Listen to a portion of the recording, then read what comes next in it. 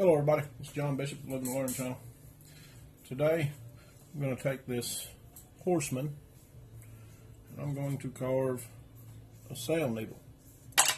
And I know before I even get started, this isn't because you should. It's because you can, or this is your one tool option and you need one.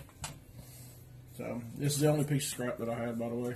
So I've been splitting it down with it, trying to get it to the thickness that I need. This would be my block that would go with it when I got done with it. Don't have to have much for that. But anyway, now I know most of you would say, okay, well, we would use one of these. This is a flexi cut or flex cut carving jack. They're lockable bladed. I was using this on a different project just a minute ago. That's the reason it's laying here. But I used it and some sandpaper to start working on an MRE spoon. Somebody off the channel wanted to look at. So this is a regular MRE spoon. Good enough. And there's the thing I'm working on. But anyway, so what we're going to do today is, which I made this sail needle with it about that much longer. So from here down, I did with this.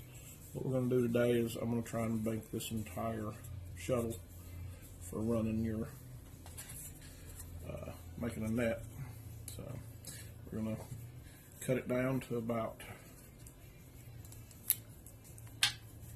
need to thin it down to somewhere around in this area rough. Right? So first thing we got to do is get it thin.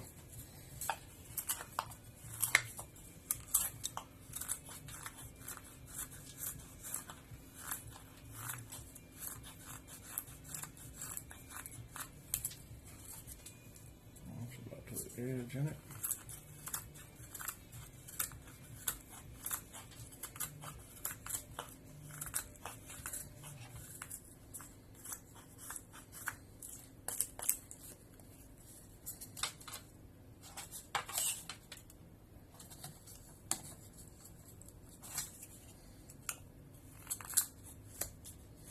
Now I know usually you can take this, it's supposed to be timed. I think it's something like, 4 minutes, 2 minutes.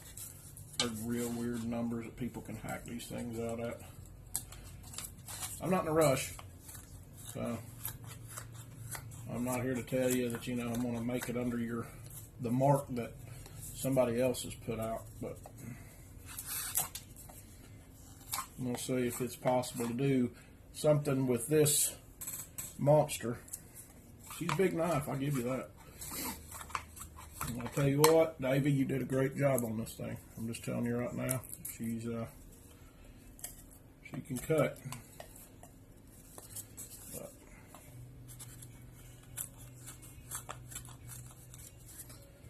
But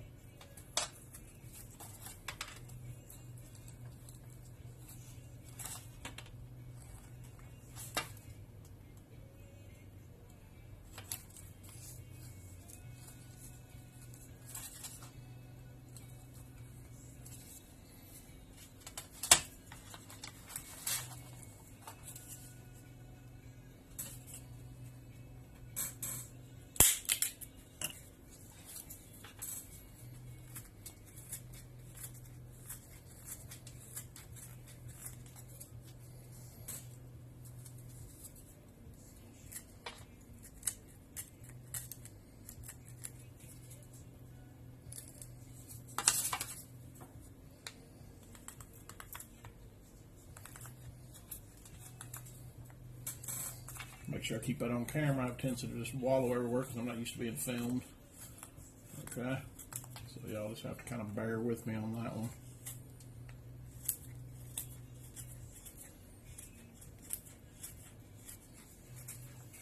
All I'm going to do right now is I'm cutting this section here. So now this is nowhere near perfect, of course, but I'm going to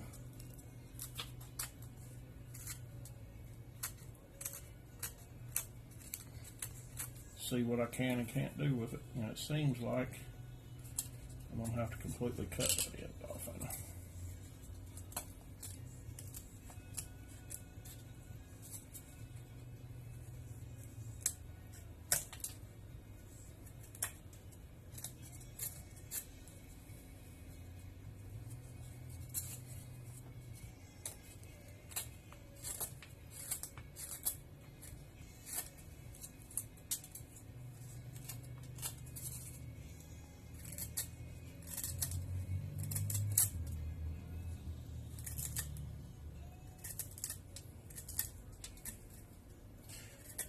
Remember, this is going to take a lot. If you're using a big knife, you got to really use a lot of knife discipline. Don't be doing a lot of crazy whacking and shacking around your fingers and trying to really lay muscle into it. You need to really keep control of the blade. So you try to chalk up on it and keep yourself where you can control it. Because if you lose with one of these, you're going to hurt yourself. Just from the simple fact, yes, it is sharp, but the sheer size of it, and you get some force behind it, it has a lot more tendency to do damage than the little ones that you have control. Little ones usually just get slice cuts. That's why I usually wear gloves. And I know somebody's out there going to be saying, well, you're not wearing gloves. You should be wearing gloves. Yes, I should. But I'm not right now. Okay? Now, the reason I'm not wearing gloves on this big knife is because I need to feel everything. Okay? And gloves have a tendency to take a lot of my feeling away from my hands. I just know it's there because my thumb's pushing on it, but I don't know how much pressure and give, and I can feel the wood in the blade and know that I've got my thumb that close to the blade. I couldn't tell that if I have a glove on. Well,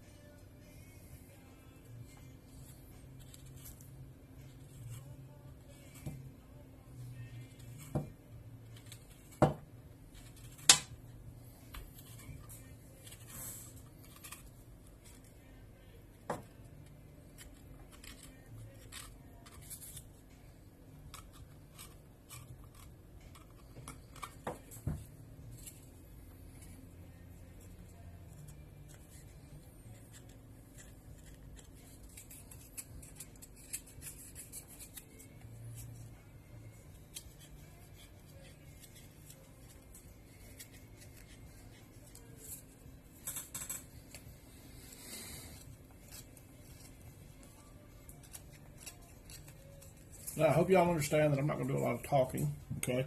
Now, the reason I'm not going to be doing a lot of talking is because I'm really concentrating on not whacking and cutting up a digit, okay?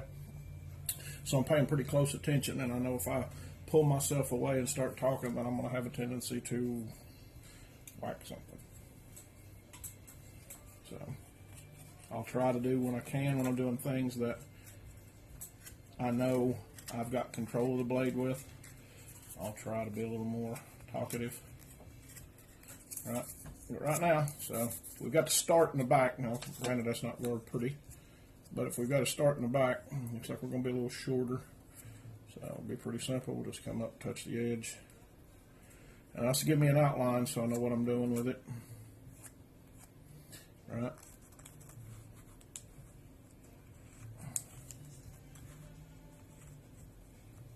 Now these lines are just to give me an idea of where I need to go. Okay, that's all. But we're going to thin her down a little bit.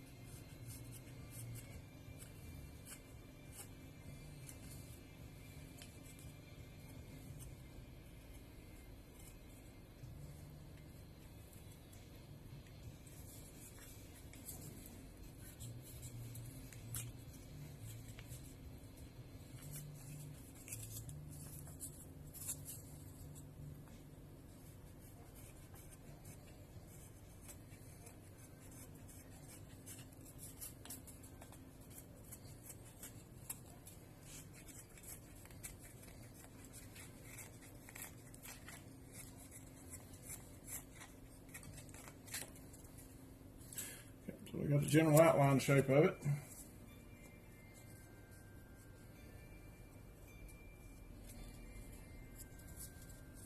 Right. Now, since it's done different length here, I'm going to probably take off, just so you know, I'm probably going to go ahead and cut out, and we're probably going to reshape somewhere around more into this area of that center pin. Okay. But I'm going to go ahead and get a hole put in that and get started on that section of it.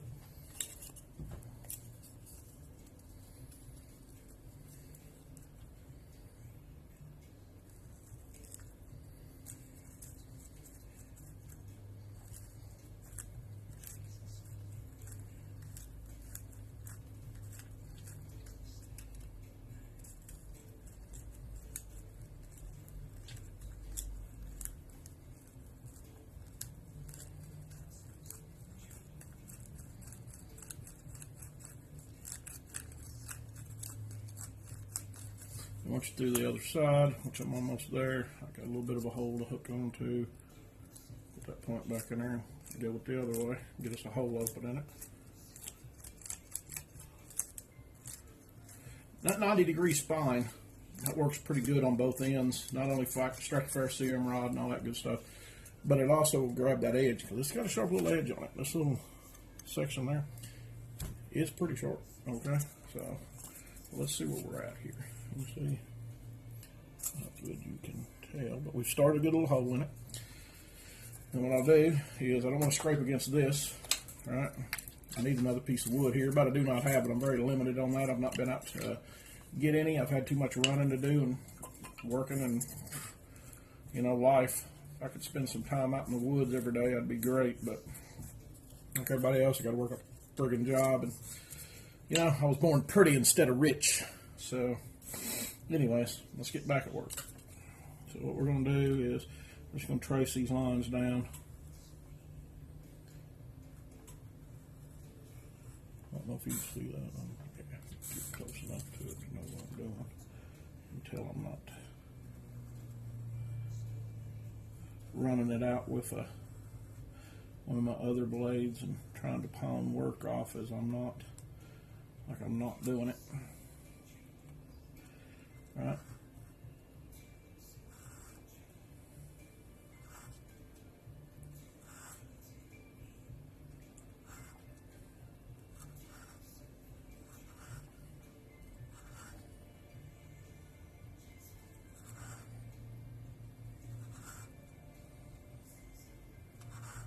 And whenever you hold your knife, just so you know, when you hold your knife, you can see, look at my finger, I'm putting a lot of pressure on my pointing finger. Just like same with firing firearms, wherever your finger points, your eye automatically goes to it. So, because your eye and, you know, dexterity, you have your eye and finger together. So if you keep your finger, like you're pushing on writing, and you keep it pushed against, because I need to share some of these tips with you. This blade is very sharp, right? I can push in, holding that edge, I don't know if you can see that, and keep it pushed against using my thumb as a grip, and I pull, which makes the knife want to go away from me, not raking, okay? So when I pull it out, I go back in, so I go in, and I pull both sides. See that? I never push away, because if I push away, it's going to want to tilt in, and I lose my grip of it, right? And when I'm going in to try to re-grip, I'm going to cut myself. Or if I push in and somehow catch it down here, I can gouge it into my finger trying to push, okay? So you always want to pull it back towards you. That pulls the blade away from you.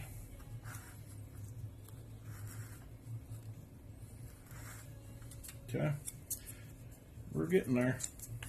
Now this is the part that takes a while with a tool this size. You can't rush it. Alright, I've got this urge to shut the camera off, not waste time, your time, my time, sitting here watching me rake these lines, right? The reason being is I want people to know that I did do this. As rough as it may be, I did completely do this with this knife. Okay? That's the only reason I'm doing it like this. Now, I can also tell you this is a little thick. Okay? I'm going to cut it down a little bit.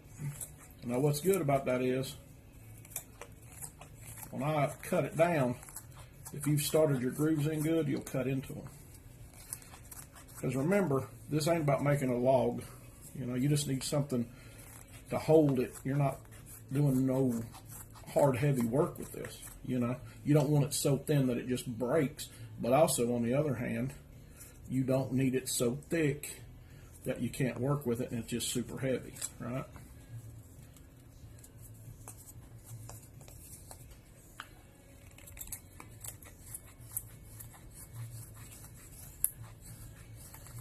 Well, it makes a sharp knife, don't it? Is that right, baby? Love this knife, really. Good job. Now, when I tap it, you can hear it's real. It doesn't have a thud to it. Sounds thin. So, that's what you want. So we've got it thinned down pretty good.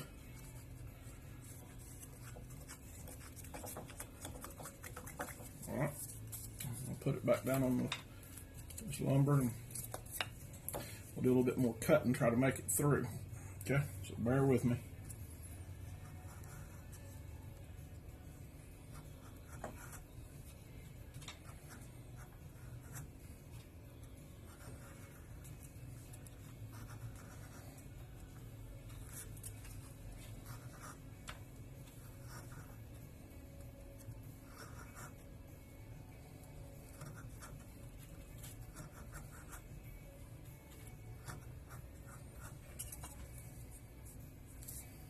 We are getting there.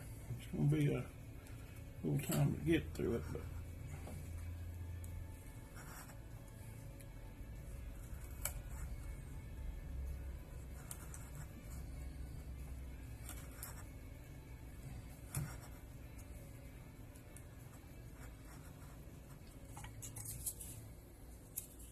we are getting there.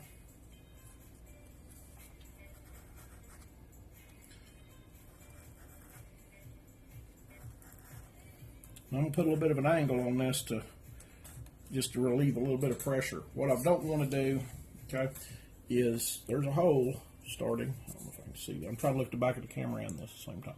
There is a hole starting. As you can see, we got a good gouge going in this. The bad part of this is if you just keep pushing on it, you have a chance to run a crack line. And the way all our seams are running you got to be very careful, okay? So whenever you do that, make sure see how I've got one where that runs all the way up? You don't want to split it on that. So if you kind of score it a little bit and keep rolling through both sides, hopefully, because that's what we're going to do. Once we get it through to where I can see just a little bit, then I'm just going to run that straight line back down again. See what I mean? So.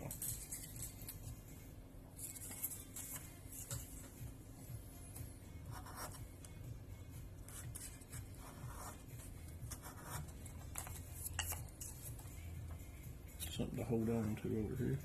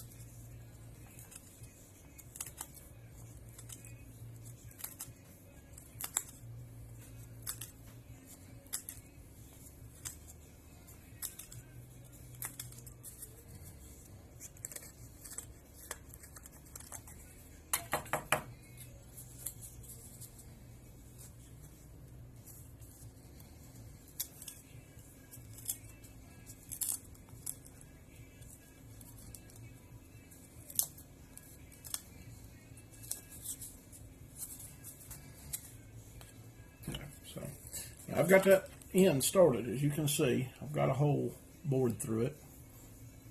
Right? I've still not made it through. Right? Oh, drop that one. Hold on a second. So, as you can see, I've got a hole knocked through it. And you can see the grooves are pretty thick. I mean, pretty deep, rather. And we're definitely getting there. Okay? So bear with me. Oh, and I'm not going to lie to you guys. All right, ladies and gentlemen, using a knife this heavy, this size, doing this job, it's going to wear your hands out. So just be prepared for that. Okay?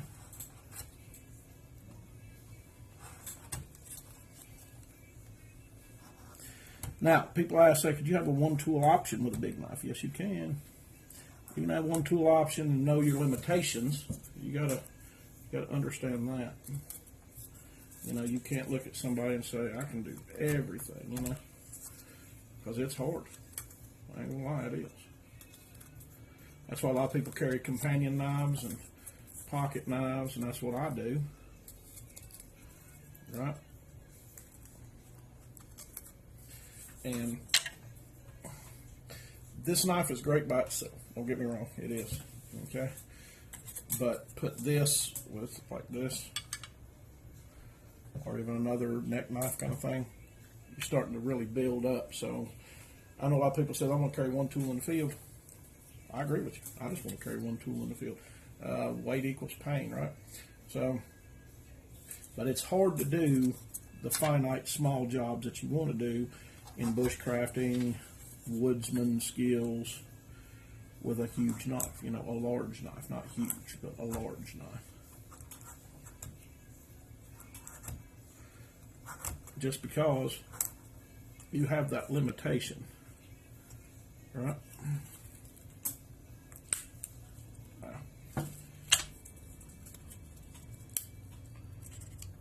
That's why you run each side.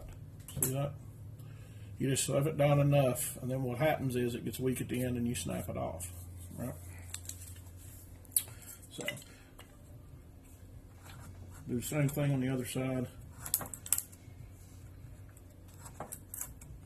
You can hear the wood splitting because it's getting close to the edge. You got to be real careful. Don't get ahead of yourself, all right? Don't get all excited and think you're almost there and do your deed, okay? If you push on it, let me show you this right quick. If you push on it, hang it over your side of wood where you've got support to push just on that lumber piece, okay? Just the piece you've cut. That's what I did on the other side. That's what you need to do on this one. If you don't put something underneath it, you try to do this freehand, you will probably crack and split it. Okay, I tell you that from experience.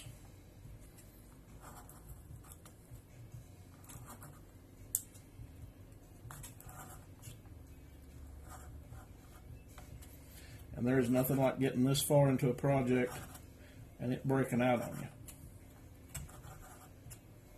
Okay. I heard it pop, so I'll see if it can move a little bit. Seems like I still got some right in here to get.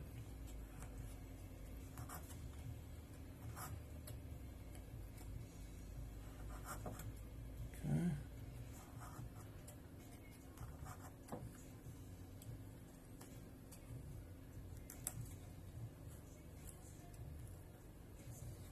Still doesn't seem. Push it. There we go. There you go. I thought it was just barely on there. I didn't want to lose my knife more because of the sheer weight of it to push through that little piece and start that breakage. So we'll do the same thing.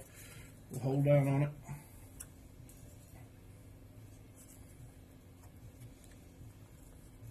We're just going to push down, controlling where the blade edge is. There we go. See, I cut that one a little bit deeper so it was almost done when we got it there. All right. But we can trim this up pretty good.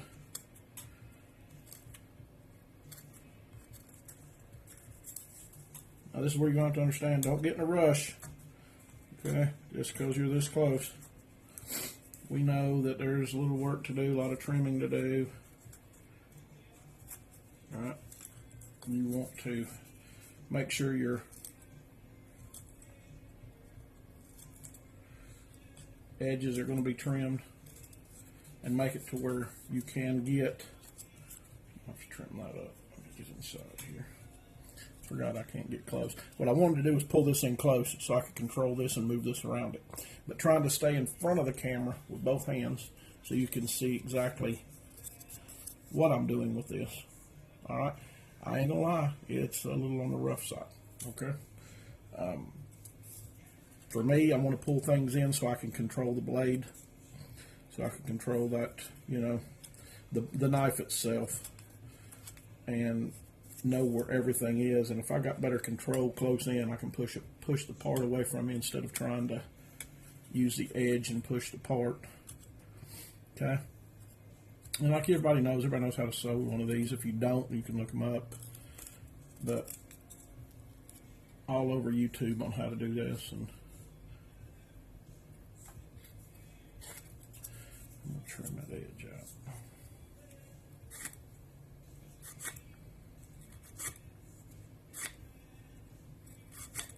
You want to make sure your edges are round so you're not going to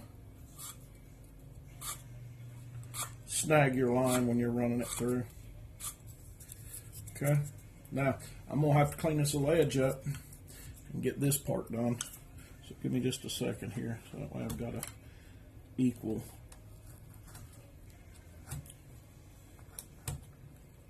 part here.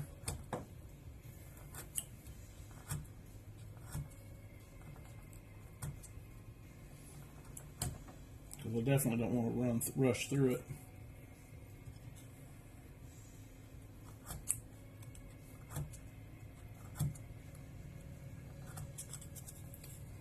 Now, try, see if I can get this in. Work these edges.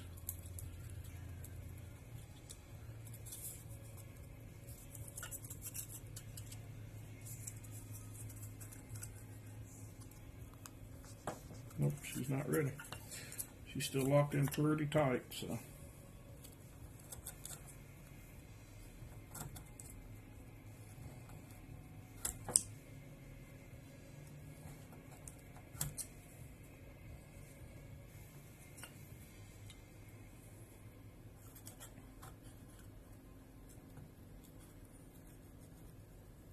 Now, since there's some already done off of it, and I've got a little wiggle room for it, I'm going to try to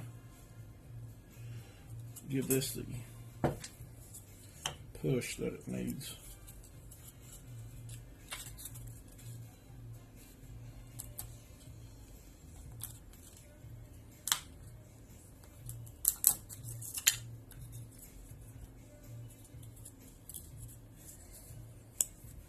There we go. Now we just do a little bit of trim up work.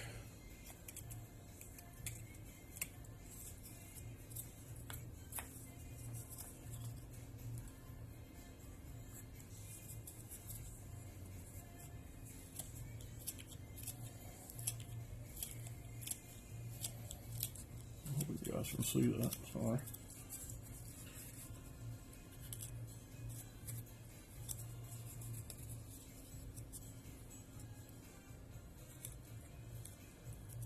Try to get up here to the camera's a little hard.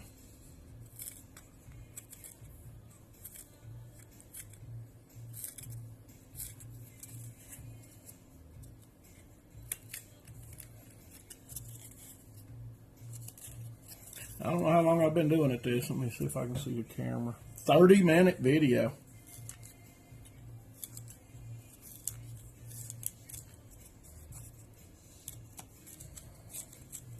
Okay.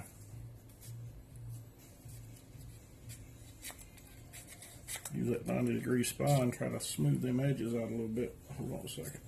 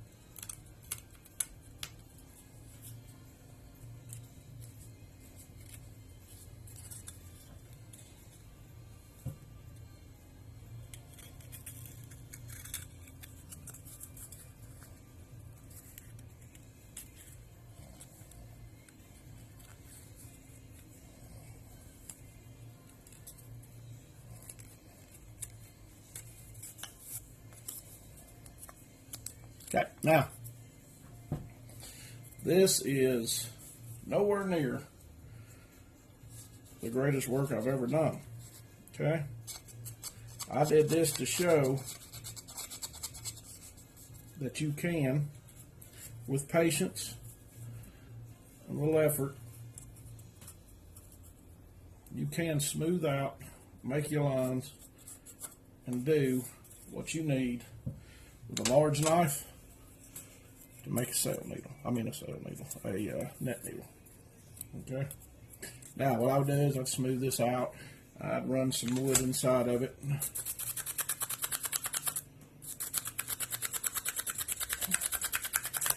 Smooth everything out. That's a little trick for you. Okay. Now I'd work on this a little more around it, but it shows you that it is possible to make one with a large knife and keep all your digits. So, alright guys, well y'all take care of yourselves. Just wanted to show you this video, and I'll do a little bit better jobs on some other things, and we'll talk to you later on. Take care.